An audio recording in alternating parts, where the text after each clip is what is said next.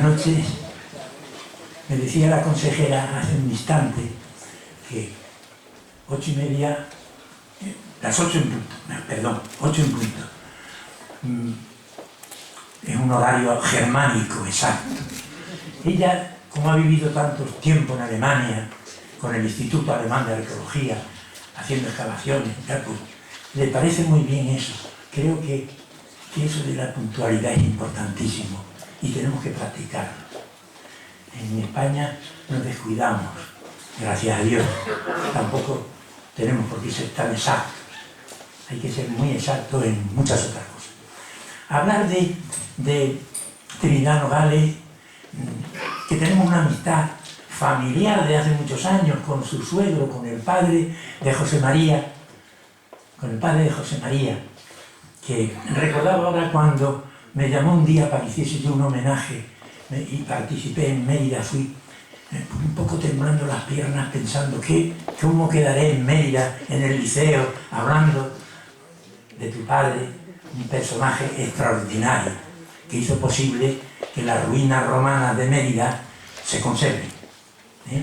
Eso hay que reconocerlo. La historia es la historia. Hacer una presentación de Trinidad Nogales no es fácil. Y no es fácil porque se me van a olvidar muchas cosas. Tiene un currículum impresionante. En la universidad, fue la universidad en excavaciones arqueológicas. Es doctora en arqueología por la Universidad de Salamanca. Y premio extraordinario de doctorado del año 91, me parece. 92. O 92. Bueno, me equivoco en un año. Difícil porque un premio extraordinario de doctorado es muy difícil. Y en una universidad como Salamanca, cuidado, una de las mejores universidades del mundo, que sigue siendo. Y sacó la oposición, ya no me acuerdo del año, en el 80 y tantos, de primera conservadora del Museo de Arte Romano, Nacional de Arte Romano. Otro acierto de José María, que fuese nacional el museo. Porque por categoría lo necesita, que se le reconozca. Muy bien. Ha sido además colaboradora en el montaje del museo, cosa muy difícil. El montar un museo es una aventura tremendamente difícil. Y cuando uno llega a Mérida y ve el museo tal como está montado, se queda uno asombrado del fruto que se le ha sacado al edificio gracias al contenido. El continente es grandioso, muy grande y tal, pero había que conjugar dimensiones, lo hicieron magníficamente. Con la universidad, es profesora en la Universidad de Extremadura de arqueología, pero es que además ha dado cursos en muchísimas universidades españolas y en muchas extranjeras. Ya ves si recuerdo algunas, y las recuerdo con cariño porque las he vivido en realidad, hablando con su esposo, muchas veces hemos hablado, que estaba en Alemania, que estaba en Francia, que estaba en Italia, que estaba en la Universidad Cuarta de París, la Sorbona Cuarta de París, en la Universidad en California, en la Universidad Sud California, en la Complutense en muchas ocasiones. Pero es que también se hace un recorrido por España, la Universidad Complutense, la de Barcelona, la de Valencia, la de Murcia, la de Córdoba, la de Sevilla, la de Valladolid, la de Santiago de Compostela, y se me acaban las palabras. Cuando uno tiene ya bastantes años, gracias a Dios y a la suerte, y se da uno cuenta de lo difícil que es hacer todo lo que ha hecho con la edad que tiene, es asombroso. Hace un momento me decía que va a coger el coche y se va a Fitur a Madrid en cuanto termine. Hay que tener unos reaños y una capacidad de ilusión por hacer las cosas. Sí. ¿Qué es lo que hay que tener? Excavaciones en Regina, excavaciones en Mérida. Podríamos seguir hablando de académica correspondiente de Bellas Artes, de San Silvestre Hungría, de Sevilla y de Historia de Madrid, pero además del Instituto Alemán de Berlín, Habla 5 idiomas, aparte del español, como lo demostrará dentro de un rato, 5 idiomas, hablar, cuidado. Una cosa es la gente dice, sí, conozco, tal, sé decir buenos días en francés. Y no, 5 idiomas. Francés, alemán, inglés, italiano y portugués. Es una gloria que sepa portugués, que tampoco sabemos portugués los que estamos al lado de la frontera. Y tenemos la obligación de saber portugués. Hace unos días hemos empezado clases de portugués aquí en la económica. Y me ha apuntado, soy alumno de portugués. Hay que hablar en portugués, hay que hablar en portugués también, para seguir con esa gran amistad que siempre hemos tenido. Cuando dicen que hemos tenido de espalda a los portugueses, mentira. Habrán tenido la espalda a algunos. Mucha gente en Badajoz y en Extremadura ha sido muy amiga de los portugueses. Y con admiración a un país que es una maravilla. Podríamos seguir hablando de muchas cosas. Libros, más de 10 libros, más de 100 artículos en revistas científicas españolas y extranjeras. No en cualquier periódico, cuidado, en revistas de importancia. Esta es Trinidad Nogales. Recuerdo 2 cosas en las que participé y pude comprobar su capacidad, su capacidad de improvisación, de organización. Un congreso que era Educación y Museo. Educación y Museo en Mérida.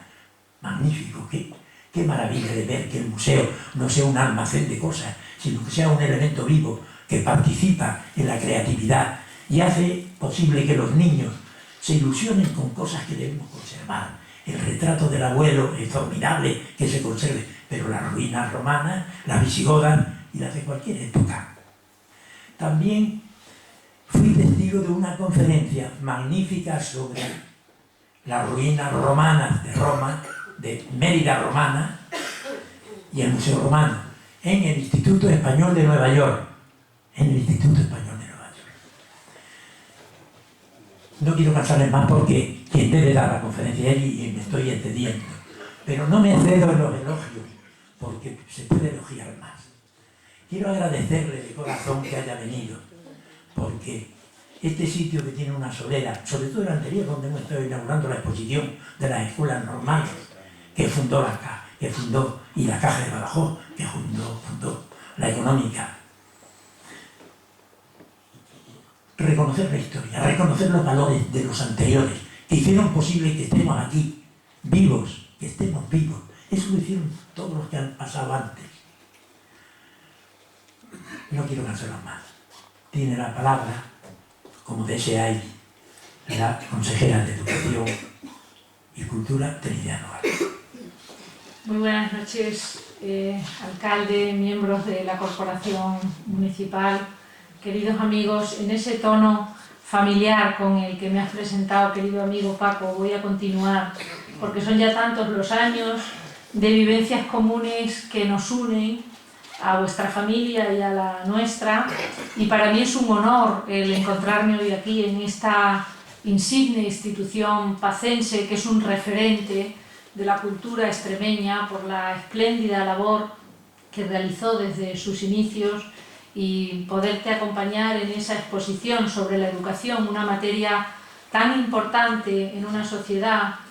Yo siempre digo que educación y cultura son 2 términos latinos exactamente iguales, vienen los 2 del mismo verbo, con un significado muy similar, educo y coleo, de donde deriva cultura, ¿no?, que significan hacer crecer, cultivar. Por tanto, ambas materias nos hacen crecer como personas, nos hacen crecer como sociedad. Y para mí es una satisfacción y un honor, como digo, el encontrarme hoy aquí, en esta sociedad económica de amigos del país, por lo que significa institucionalmente y también porque en cierta medida era una deuda que tenía contraída con el doctor Pedraja, con el profesor Pedraja hace ya mucho tiempo, y que bueno, el destino ha querido que hoy abra o dé inicio a este ciclo, que mantenga este ciclo sobre un tema de mi gusto y de mi dedicación durante muchos años, como es el tema de la iconografía, en este caso de la iconografía femenina, porque el análisis histórico se fundamenta en las fuentes escritas, en los textos, no siempre suficientemente objetivos, en los documentos de la cultura material a través de la arqueología, y entre ellos quizá la iconografía sea esa fotografía del tiempo pasado, porque la elección de una imagen en el mundo antiguo no era un hecho fortuito, y para entender cualquier tiempo histórico uno tiene que conocer la producción literaria de ese tiempo, el análisis histórico, los acontecimientos, la narración de los acontecimientos de ese tiempo, pero también las imágenes de esa época, la iconografía de esa época. Y me he centrado en la iconografía femenina de la sociedad del mundo antiguo, de la sociedad romana, para de alguna forma hacer un excurso sobre qué significaba la imagen de la mujer en la sociedad antigua y qué elementos podemos inferir a través de esa imagen, unas veces pública, otras veces privada, que tanto interés tiene y que tan magníficamente se ha conservado, como es el caso de los ejemplos de Pompeya y Herculano, dos yacimientos singulares donde además la corona española, en este caso nuestro rey Carlos III, tuvo un papel protagonista, y donde Godoy, otro personaje ilustre injustamente tratado de la historia extremeña, quiso devolver a la península ibérica, y en el caso concreto de Mérida, quiso hacer de Mérida una nueva Pompeya, pero el destino de su tiempo histórico nos hurtó esa posibilidad. Quizás si él no hubiera sufrido la situación que sufrió, hoy contaríamos con otros muchos recursos, pero en cualquier caso esa imagen del conocimiento del pasado a través de la iconografía es enormemente importante. Para poder entender la evolución de la mujer en el mundo antiguo hay que diferenciar nítidamente el periodo, el tiempo de la República y el tiempo del Imperio. El periodo republicano, el papel de la mujer es un papel absolutamente tradicional. Hay una dicotomía entre esa tradición que reclama la sociedad romana, republicana, y los nuevos tiempos que van a llegar con el Imperio, con la apertura de Roma hacia el Mediterráneo, el conocimiento y la aproximación a Oriente, la anexión de nuevas provincias, de nuevos territorios, que supusieron, como casi todos los procesos de colonización, un enriquecimiento de la visión meramente itálica que tenía la Roma republicana. En la sociedad republicana, y esto se ve muy bien en las imágenes de ese tiempo, en la sociedad cesariana, había ese tradicional respeto por las mores maiorum, por las costumbres de los antepasados. Había una legislación muy restrictiva con respecto al papel de la mujer, y esto se ve muy bien en la iconografía romana, porque se le representa siempre a la mujer como una matrona, es decir, como una madre de familia que respeta esa tradición, la consuetudo itálica, esa tradición itálica, el valor de esas costumbres tradicionales que en la literatura del momento, pues como todavía hacen las personas mayores, los romanos republicanos se llevaban las manos a la cabeza de las nuevas costumbres que empieza a introducir el Principado, el Imperio. El Imperio supone un nuevo tiempo histórico, hay nuevas libertades individuales, también colectivas, y hay un mayor protagonismo del papel de la mujer, un hecho que además las mujeres del siglo XX todavía han vivido, el poder disponer de su propio patrimonio, del patrimonio propio familiar, el no tener que depender del pater familias. Yo todavía he visto a mi padre autorizando transacciones económicas del patrimonio de mi madre en el siglo XX. Y esta situación, este rol secundario que tenía la mujer en el Imperio empieza a abrirse y a iniciar un nuevo protagonismo, y sobre todo a tener algo muy importante, que es el punto de inflexión podríamos decir, de la nueva situación, de la nueva posición de la mujer en el mundo, que es la independencia económica, que es la base de la independencia personal e individual. Por tanto, la mujer en la sociedad romana más tradicional es una mujer que está en el gineceo, es decir, ya saben que el término es un término griego, ¿no? Gines, ginaikos, es mujer en griego, por tanto el gineceo es el núcleo donde se desarrolla la mujer, el entorno femenino. Esos roles sociales que en la esfera superior los reflejan las diosas y las heroínas de la sociedad clásica a través de la mitología, pero que en la esfera terrenal son las madres y las esposas, que son las protagonistas de toda una ingente literatura en el mundo clásico que todavía hoy afortunadamente podemos contemplar en el Festival de Teatro Clásico de Mérida, en las representaciones que se escribieron en el siglo VI, en esos concursos atenienses, donde los ciudadanos, donde los escritores competían en auténticos certámenes para ser ejemplo de la sociedad ateniense del siglo VI, del siglo V, pero cuyo mensaje todavía hoy es válido. Y esto es la grandeza del mundo antiguo, la cantidad de patrones y de elementos de reflexión que nos proporciona. La formación cultural femenina indudablemente iba ligada al estatus social de la mujer, como todavía hoy, afortunadamente en el primer mundo es muy diverso, pero en el tercer mundo, lamentablemente, yo siempre le reitero a mis hijas y a mis alumnas que no es lo mismo nacer mujer en el primer mundo que en el tercer mundo, aunque estemos en el siglo XXI. Y el papel de la mujer, a la mujer se la preparaba en la sociedad antigua para la empresa familiar, para llevar el hogar familiar, con ese menester del tejido y el hilado donde están todas esas heroínas y personajes de la antigüedad, esas habilidades del entorno doméstico, que están quizás representadas y ejemplarizadas en Cornelia, la madre de los Gracos, de esos dos tribunos que luchan por una sociedad más justa y que ella representa precisamente ese rol de la madre viuda que saca adelante su familia y que fue muy famosa en su tiempo por las tertulias que organizaba en su entorno familiar.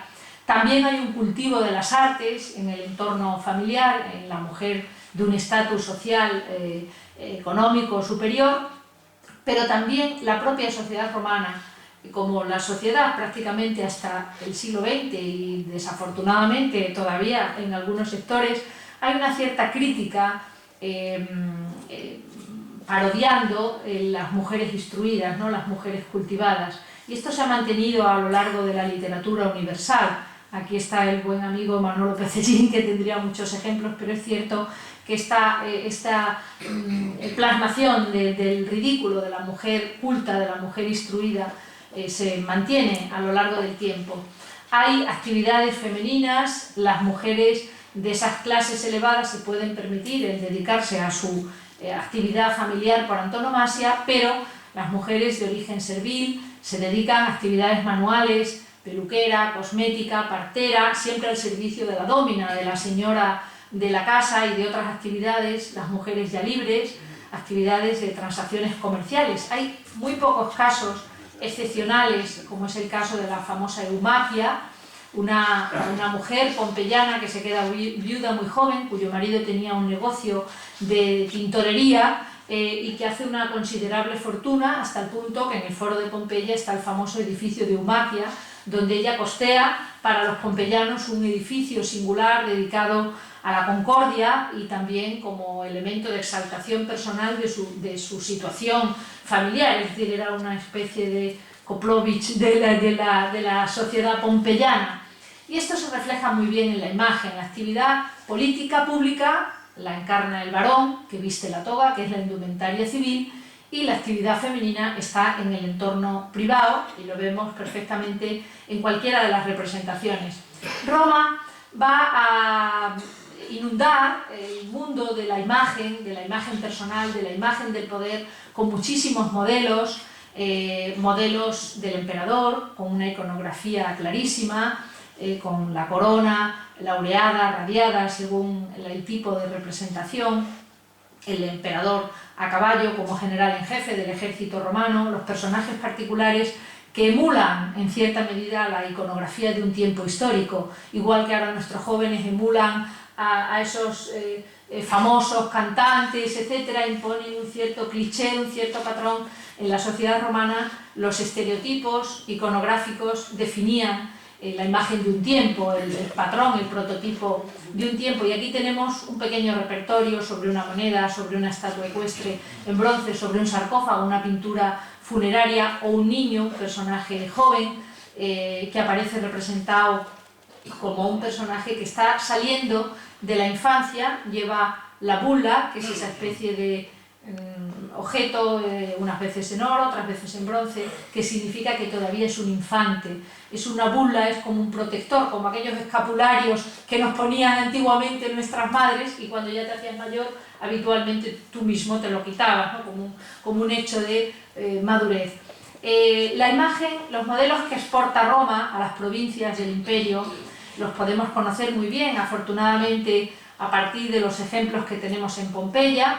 Aquí hay un mausoleo familiar donde los personajes de un entorno familiar se asoman a la vida pública una vez muertos y se coloca en el frontispicio del monumento el elogium, eso que tú has hecho antes de mi persona, habitualmente ese cursus honorum se colocaba en la fachada del monumento recordando a sus conciudadanos su trayectoria por la vida, es decir, qué cargos había tenido, etc.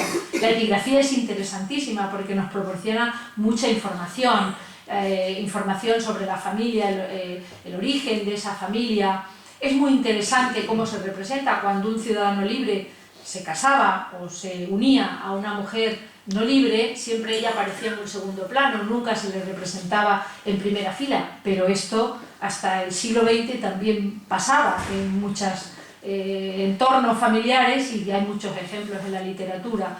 Aquí vemos el clásico ejemplo de una familia pompeyana. Está el padre, la madre y en el centro el hijo vestido de militar, es decir, es un personaje que aspira a hacer una carrera política y está representado en el mausoleo familiar.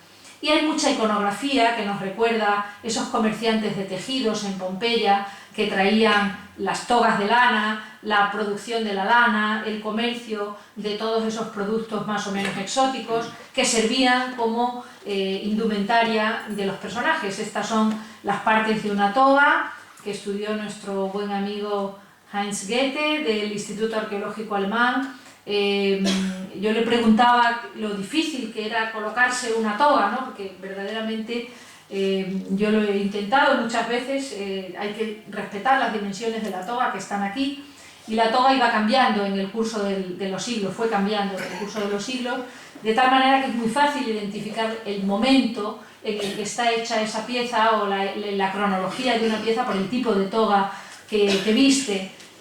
La toga republicana es la toga exigua, la toga restricta, que parece que está como pegada al cuerpo, y las togas imperiales son mucho más lujuriosas, tienen un tejido muy abundante, etc. Esta sería una típica toga republicana, la de la izquierda, del Aringatore de Florencia, y esta es una recreación de otro colega del Instituto Arqueológico Alemán de Berlín, vistiendo una reproducción de una toga, también a la romana, con esa ornamentación tan tradicional. La posición de la toga también nos indica el momento y la escena que está representando. Aquí vemos Augusto capitelato, es decir, con la cabeza cubierta, significa que está ejerciendo como pontífice, como sacerdote de un acto de culto.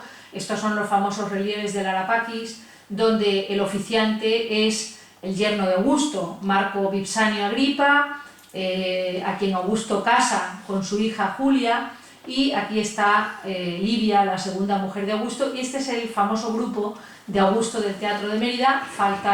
Faltaría el cuerpo.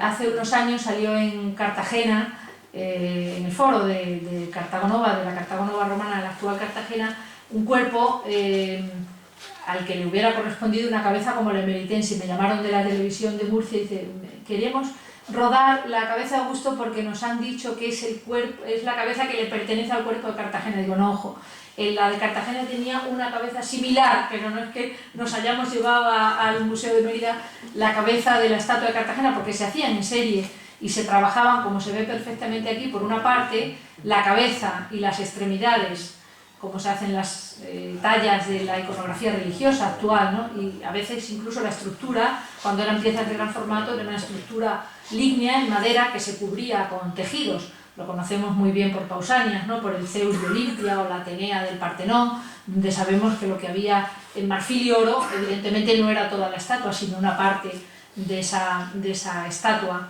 Pues bien, esta imagen se transmite y se va a mostrar a los ciudadanos como esa encarnación de la representación del poder, ya sea el emperador o, en su defecto, también su esposa, la emperatriz, y los miembros de esa dinastía. El Teatro de Mérida es un ejemplo excepcional, ¿no? Con este doble cuerpo de escena. En el cuerpo inferior iría el poder terrenal, es decir, la familia imperial con todo el ciclo dinástico, y en el cuerpo superior en el segundo cuerpo de escena, irían las divinidades, por tanto, protegiendo la vida terrestre, y los emperadores sirviendo de nexo de transmisión entre los humanos y los dioses.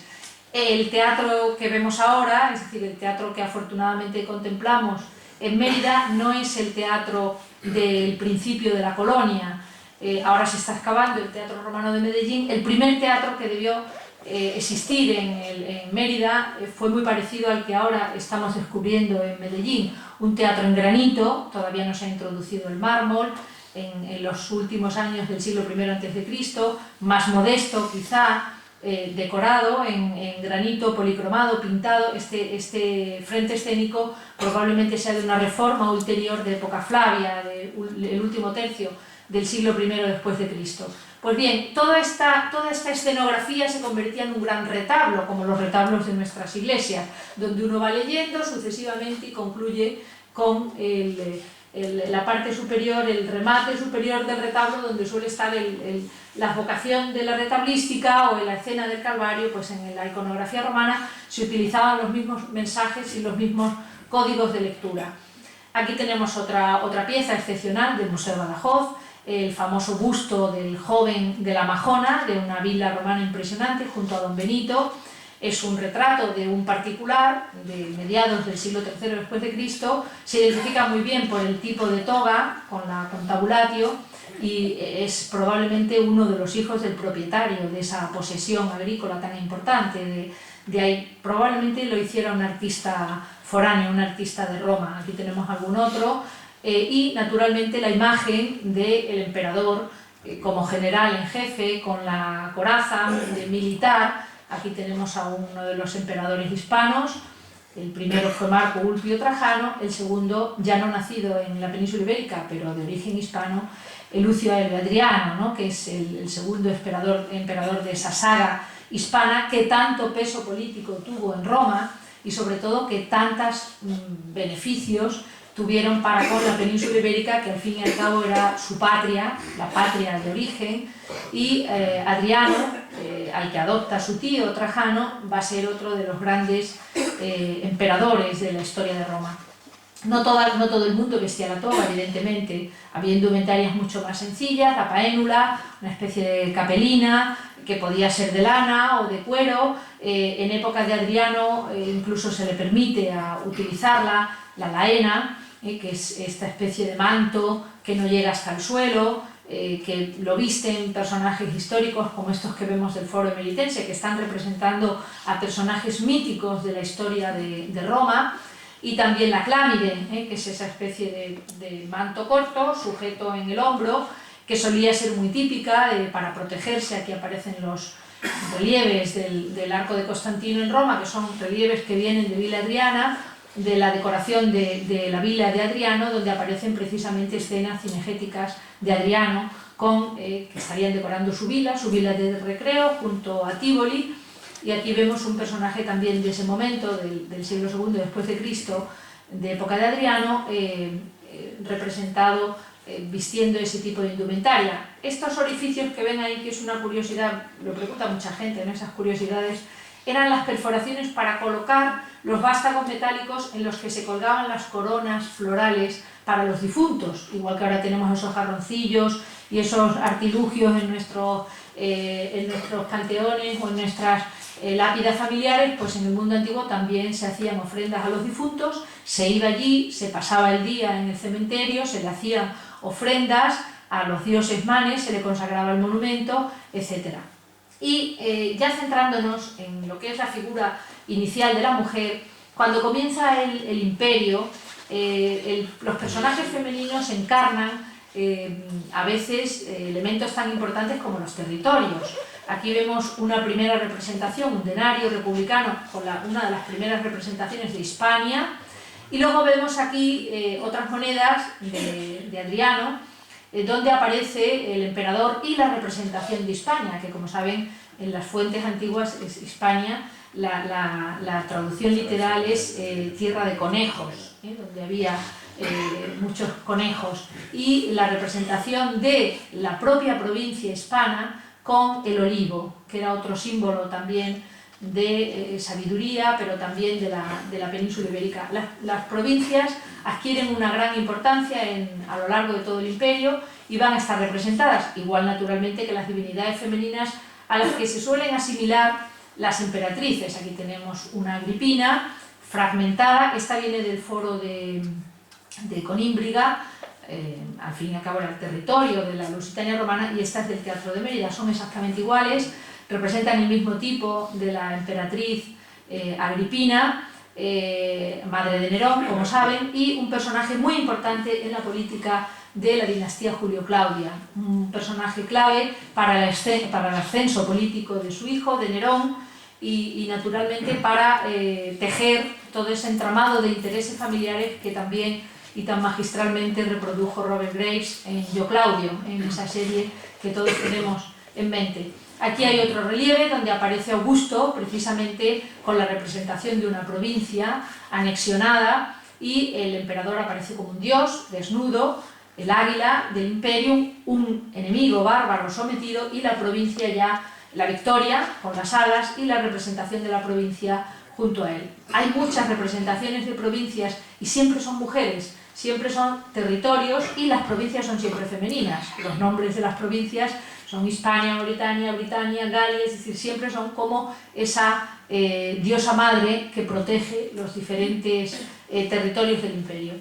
Y al referirme al cultivo de la mujer, a esa rara avis, ¿no? La crítica social que aparece en muchas ocasiones, unas veces velada y otras veces de manera clara, sobre la formación cultural de las mujeres, contraponiéndolo, esa formación cultural, a las virtudes netamente femeninas, que son la pietas, la fidelitas, la patientia, la lealtad, la modestia.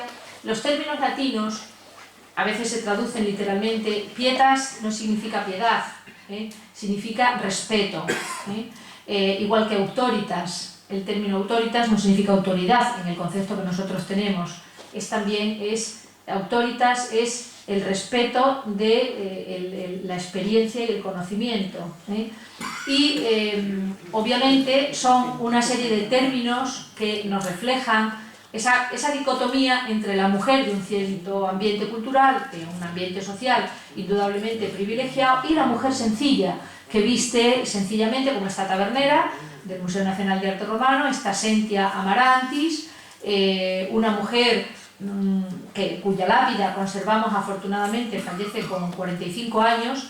Las mujeres tenían una esperanza de vida bajísima en el mundo antiguo, fundamentalmente por partos, y la esperanza de vida era muy escasa, muy baja, mientras que en el caso de los varones era mayor.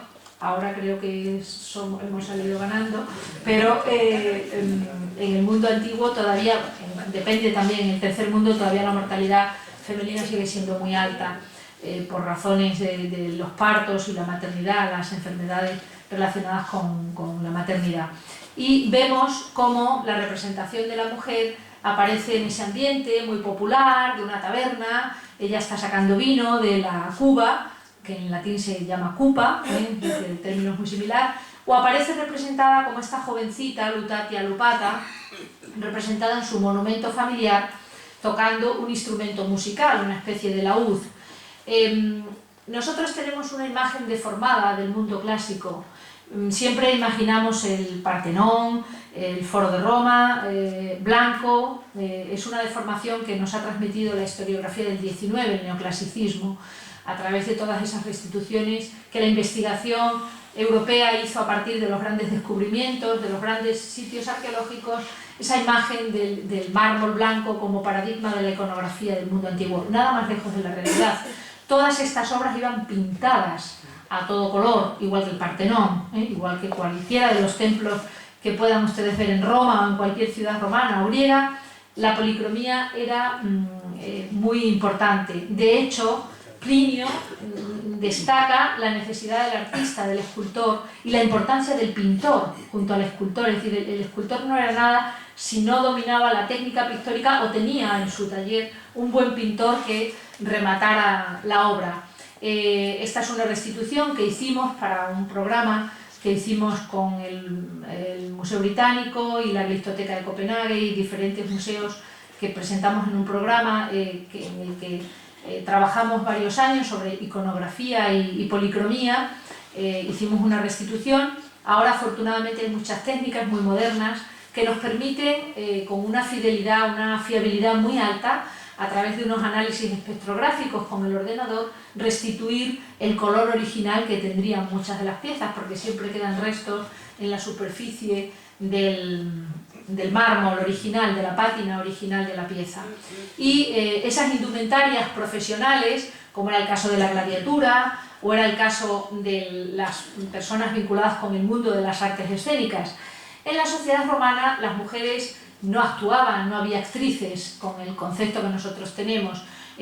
Normalmente se dedicaban al mimo, a la pantomima, a la danza.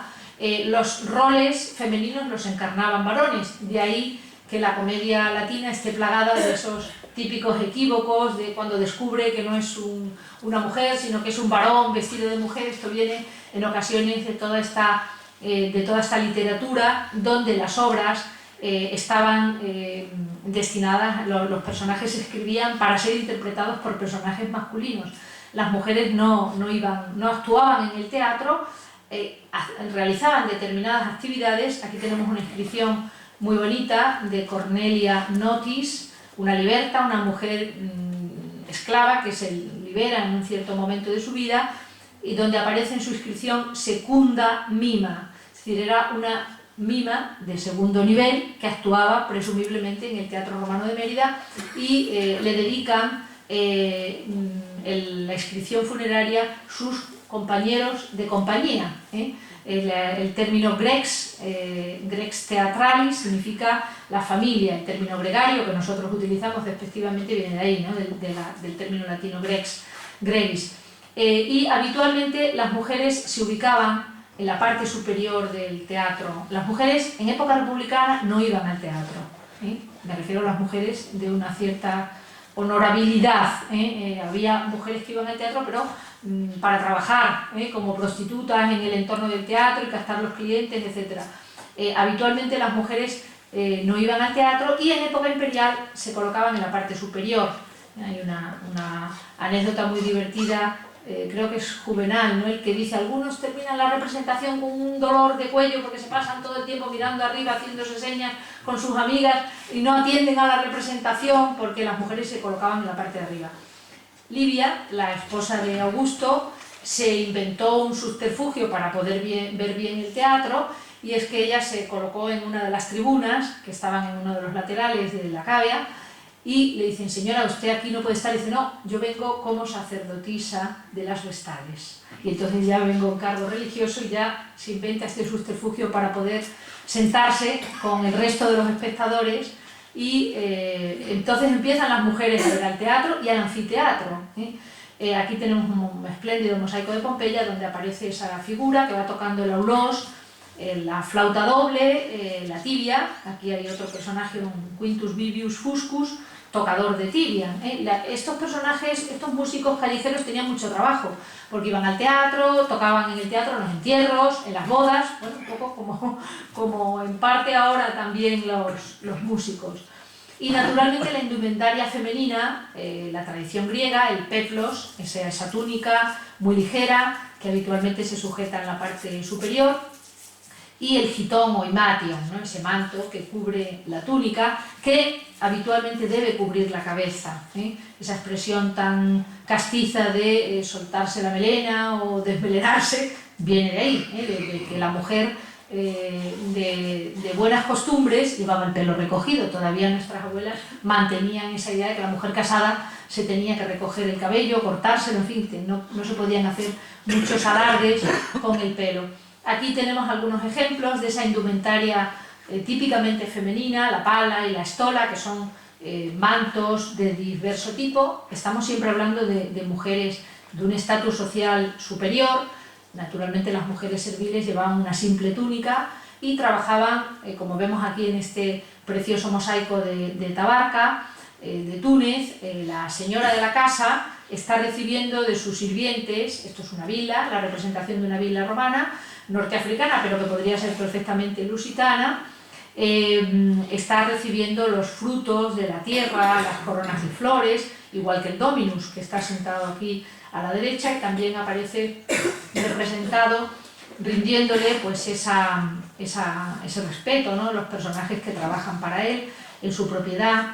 El calzado, tenemos mucha información sobre el tipo de calzado, la bota militar, la sandalia, el coturno para el teatro, esos calzados de cuña que se ponían los actores para que sonara sobre el tablero de madera y también para elevarse sobre el resto de los personajes.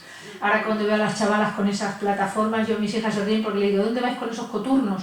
Y al principio no sabían lo que yo les estaba diciendo, y es que van con esos zuecos enormes que son como los coturnos de los artistas griegos. Y naturalmente el peinado. El peinado era un símbolo de estatus social.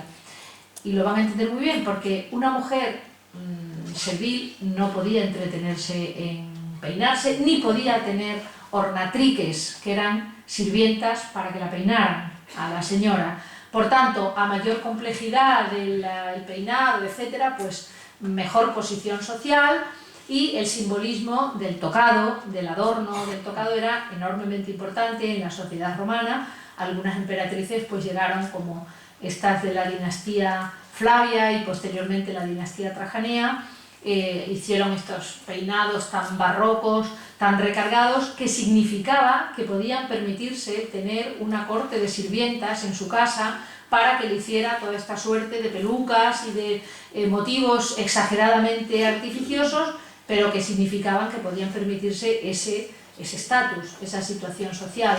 La famosa pintura pompeyana de la así llamada poetisa Safo, que no es un personaje privado, está con una tablilla de cera, con el stylus, está como si estuviera pensando, ¿no?, para escribir un texto. Siempre se ha puesto en relación con una representación de la literatura, de ese gusto por el conocimiento, también en el sexo femenino, y lleva una típica redecilla de oro, muy característica también de las mujeres, que nos la describe muy bien Ovidio en su Arte de Amar y en muchas otras obras.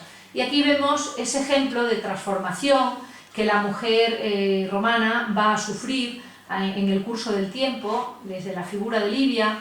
Livia mantiene al principio de su reinado el peinado tradicional con esa especie de rulo en el centro, que es el nodus, y el moño, que es un típico peinado republicano, cubierta siempre la cabeza, como vemos aquí en esta preciosa estatua de Livia, o de Antonia, la madre de Claudio, siempre el cabello recogido, y paulatinamente se van a ir introduciendo otras modas. Esta es una pieza emeritense que imita, en cierta medida, un tipo muy popular, que no tiene paralelo en ningún peinado romano. Esta es una cabeza ibérica del Tolmo de Minatera, en Albacete, que pusimos en relación con esta pieza emeritense, porque representa un peinado tradicional, esos rizos que llevaban tradicionalmente nuestras bisabuelas, ¿no?, esos ricitos, que era prácticamente el peinado más tradicional, más popular, y que todavía se sigue esas patillas. De hecho, esta pieza se la denomina popularmente en el museo como la gitana, porque tiene esos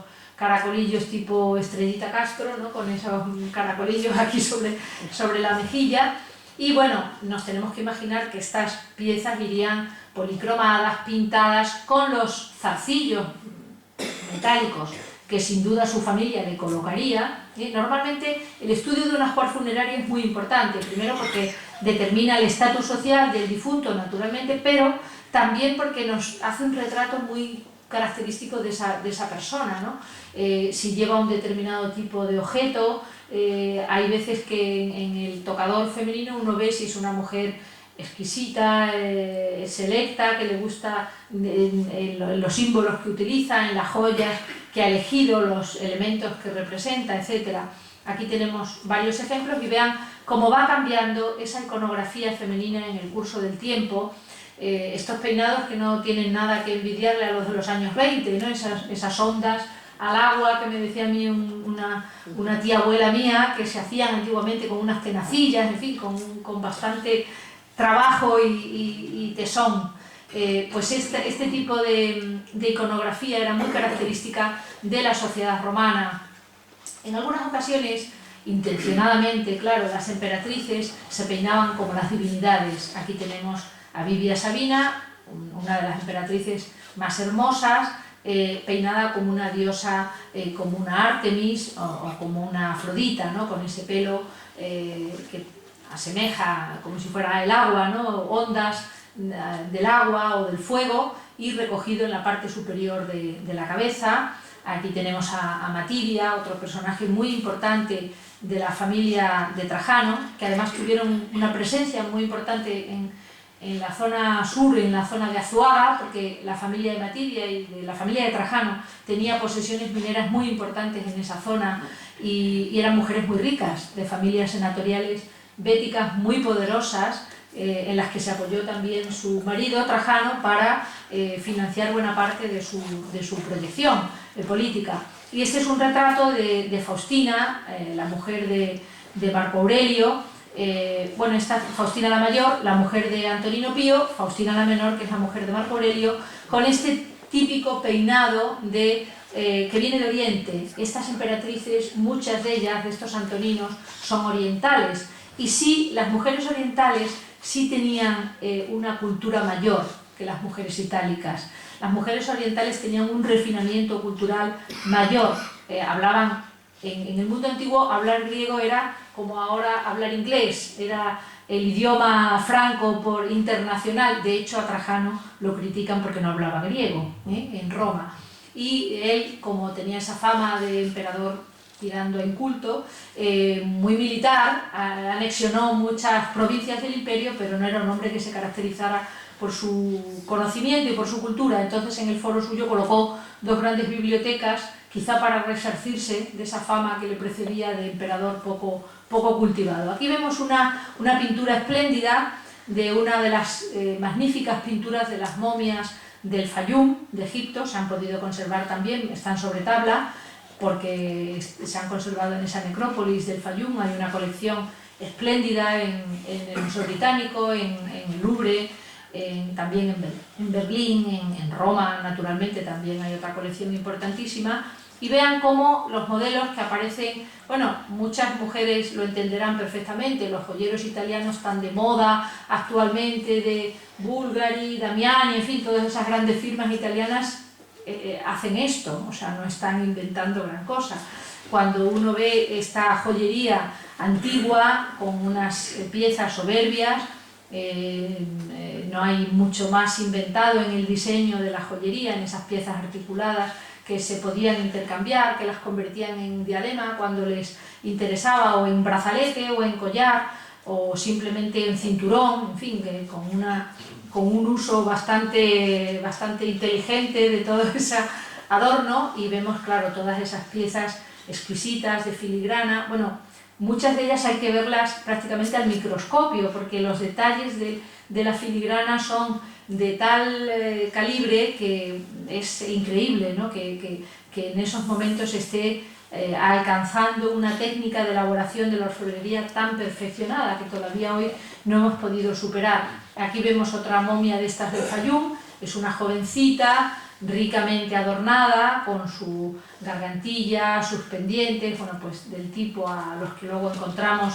en muchos ajuares funerarios, algunos excepcionales, como estos que vemos aquí. Bueno, esta pieza es una victoria, que es esa figura que está en el centro, una victoria alada, con una pátera, el manto al viento, es decir, no se ve muy bien en la fotografía, pero si sacáramos un detalle de cualquiera de estas piezas, esto es un cinturón, un ceñidor, ¿no?, que se colocaban debajo del pecho para sujetarse el manto o la túnica, y bueno, se pueden imaginar lo que significaba la posesión de cualquiera de estas piezas, que se expandieron y se extendieron por todo el imperio.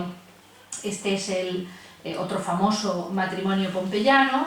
Él lleva un rotulus, que es un texto escrito en papiro, enrollado, y ella lleva una tábula, una tablilla de cera con el stylus, y luego se pasaba a la parte lisa y se volvía a escribir directamente sobre la tablilla. El hallazgo más impresionante que se produjo precisamente lo descubre en las excavaciones de Carlos III en Herculano, la famosa Villa dei Papiri, la Villa de los Papiros, donde se encontró una biblioteca completísima, que se pudo descifrar los textos gracias a los papiros que se encontraban carbonizados y que un jesuita español descubrió un artilugio que permitía desenrollarlos sin que se pulverizaran.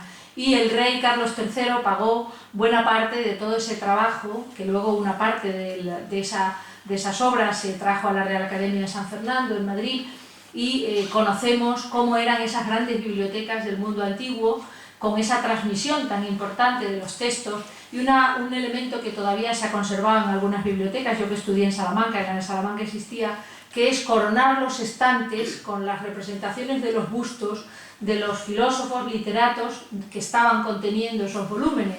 Y se puede ver, ¿no?, perfectamente filosofía, Platón, toda la serie platónica, aristotélica, en fin, es muy interesante, y esto ya en el mundo griego y en el mundo romano se mantuvo para la identificación inmediata de las bibliotecas, para poder localizar los textos con más, ahora lo hacemos con el ordenador, entonces tenían que utilizar todas estas esquemas. En síntesis, las mujeres del siglo XXI todavía, parece mentira, mantenemos ese debate social sobre el papel de la mujer, los derechos de las mujeres. Todavía en el siglo XXI, desafortunadamente, una parte de la sociedad, fundamentalmente en el tercer mundo, pero también en nuestro mundo más desarrollado, todavía hay muchos derechos cuestionados. Las mujeres del siglo XXI indudablemente somos herederas de ese pasado, de aquellas mujeres que de alguna manera pues rompieron moldes en su tiempo. Nos lo mostraba Amenábar en la película Ágora, ¿no?, con esa Hipatia de Alejandría, que era una mujer que indudablemente rompió patrones de su tiempo. Hubo muchas, y a lo largo de la historia muchísimas. A veces no se han recogido sus nombres en los textos históricos, pero sin duda estas transformaciones de la sociedad antigua y este acercamiento de la mujer al mundo real, a no solamente recluirla en el gineceo, todavía hoy a muchas mujeres se las recluye detrás de un burka, ¿no?, sin capacidad de expresión, sin capacidad de elección. En el mundo antiguo, afortunadamente, el pensamiento empezó a reflexionar sobre la importancia que tenía la mujer en la sociedad, no solo como transmisora de vida y como perpetuadora de una determinada dinastía del poder, que también tenían ese rol político importantísimo, y las alianzas políticas se hacían así, uniendo diferentes dinastías, y Augusto no se une a Livia por amor, se une por interés de su carrera política, y Trajano no se une a su esposa sino porque le interesaba unirse a esa familia senatorial de la Bética. Y también Adriano, pues primero elige a su hermana, a la hermana de Vivia Sabina. Su hermana no quiere, y finalmente se casa con Vivia Sabina. Por tanto, aquellas mujeres hicieron pues lo que hemos hecho todas en el curso de nuestra vida, y nuestras abuelas y nuestras madres, adaptarnos al tiempo histórico que nos toca vivir, intentando aportar a nuestra sociedad lo mejor de nosotras y de nuestro tiempo. En cierta medida, esas mujeres rompieron, hicieron posible que hoy, algo que a nuestras hijas les parece impensable, como el hecho de poder firmar un documento con personalidad jurídica propia y no a través del esposo, del hermano o del padre, que de alguna manera se convertía en el protector de esa mujer, sino que ya tenga una entidad propia, y que podamos aportar a la sociedad del siglo XXI esa riqueza que en cierta medida estas mujeres no tuvieron esa posibilidad. Por tanto, quizá desde esta puerta del museo, que nos invita a entrar en el interior de un universo fascinante como es el mundo clásico, podamos recordar y rendir un modesto homenaje a ese tiempo histórico. Muchas gracias.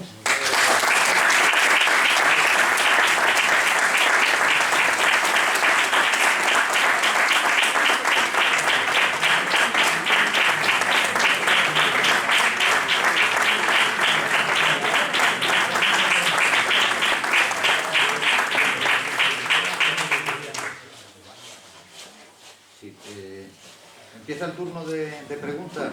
Bueno, no estaba pensado, pero se puede. Sí. Brevemente, grosso modo, en primer lugar, quisiera felicitarle por su brillante conferencia, ha sido muy ilustrativa, y grosso modo, porque sé lógicamente que tiene una agenda muy repleta, me gustaría saber un par de cuestiones. Como autoridad que es usted en el mundo clásico, me gustaría saber la diferencia, ya ha anticipado un poco sobre el tema de que la mujer de Oriente era un poquito más culta, ¿no? En este sentido que la mujer romana, que siempre era una sociedad más pragmática.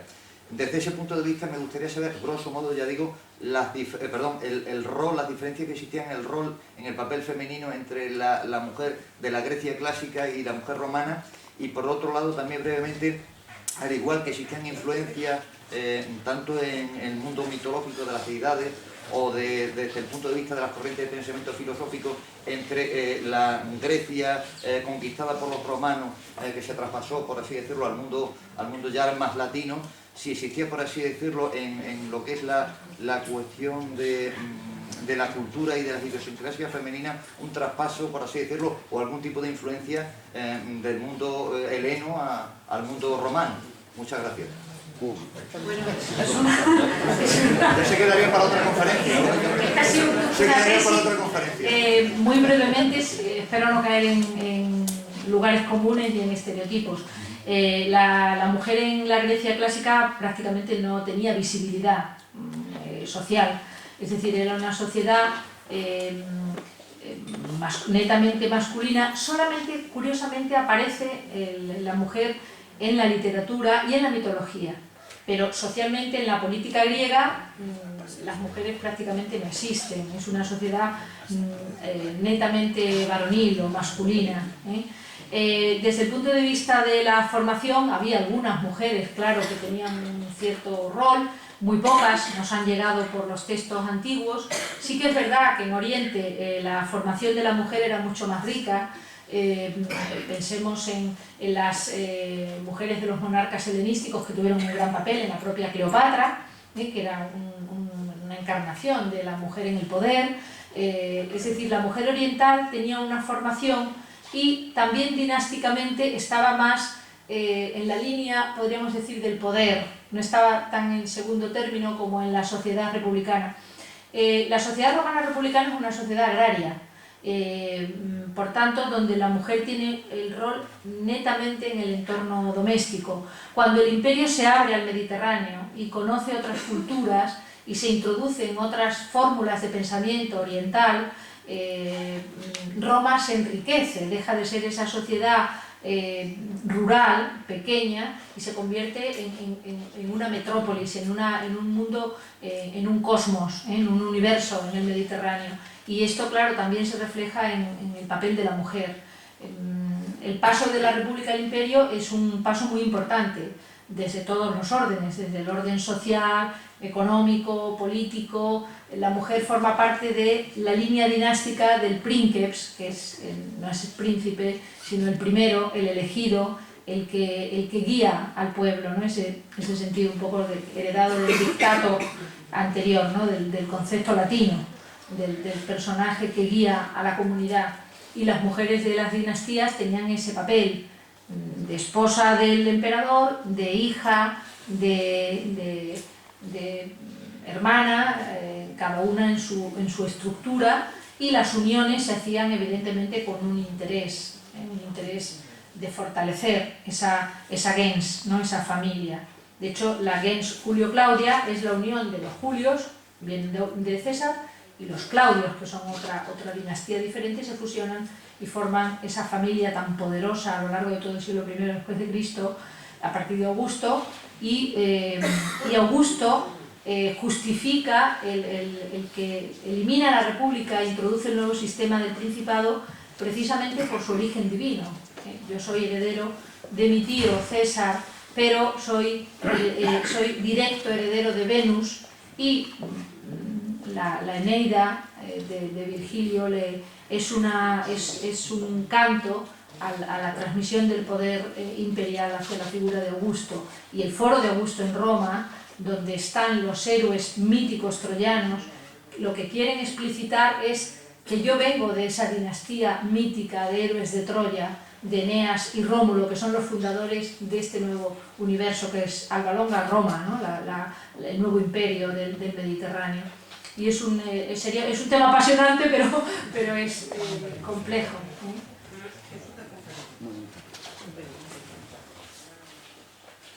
Si nos vemos mañana Fitur en Madrid, tiene que salir corriendo en el coche hacia Madrid ahora.